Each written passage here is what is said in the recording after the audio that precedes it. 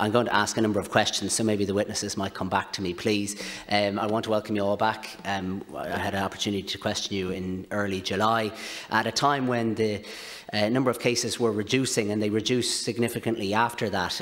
But my first question would be in relation to comparing what we now term as or my colleague Deputy Lawless referred to as the lockdown counties, the significant high number of cases, particularly in meat plants and also in direct provision centres in that part of the country versus other parts of the country. I'd like to hear from the witnesses as to maybe why they think, in your own opinion, there is a disparity between Kildare, Laois, Offaly versus maybe the west of Ireland.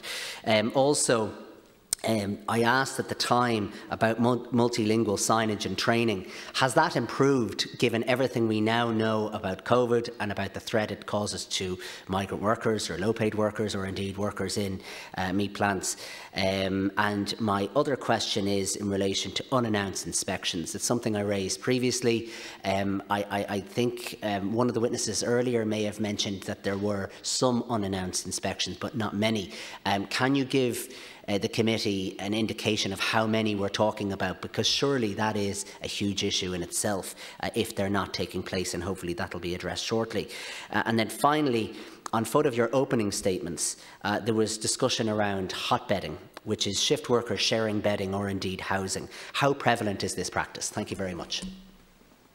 Okay, Deputy, if I can deal with the four questions. The lockdown numbers in the three counties, I think, without putting words in your mouth, why here and not anywhere else? Well, the numbers are quite stark, because you're looking at, in total, looking at the numbers here, roughly just under 300 cases across 4 employments in the three counties that you talk about. You know, it's not too dissimilar to what happened in other plants in other areas that are not locked down, where we had, in some cases, 25% of the workforce having confirmed cases of COVID. That happened in Cork, it happened in Tipperary and other places. So we've had 5 meat plants with outbreaks of 5 clusters in meat plants with outbreaks of more than 100 confirmed cases. So why it's happening there, I don't know. A lot of it will be to do with what's happening outside of the workplace as much as what's in it.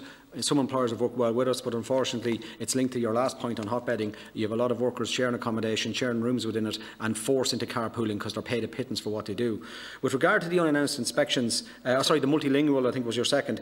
I have to say that has improved. Our information say it has improved. Unfortunately, it hasn't improved to the extent that I would be happy, and you might say I'd say that anyway. But to be real about this, you know, if you've got 7 or 8 different languages in employment, I don't think it costs too much to get 7 or 8 different languages transposed into the mother tongue of those workers. So it's not ideal. It has improved, but not to the extent that's required. On the unannounced inspections, I'm hearing single-digit unannounced inspections over the last 6 weeks, with a lot more announced inspections. Now, as far as I'm concerned, as of today, there should be no more announced inspections. Everything should be unannounced. And on the hotbedding issue, I raised it myself today. I think I used them words in my opening remarks. It is a common practice. We've seen earlier cases this year in regard to fruit pickers coming in from Romania, being flown in, if you don't mind, in the height of the pandemic, being flown in. Hotbedding is an issue there, and it is, I won't say it's rampant in the meat industry, but it definitely happens in a number of large towns, and particularly in 1 or 2 large towns in the 3 lockdown counties. Okay, thank you very much.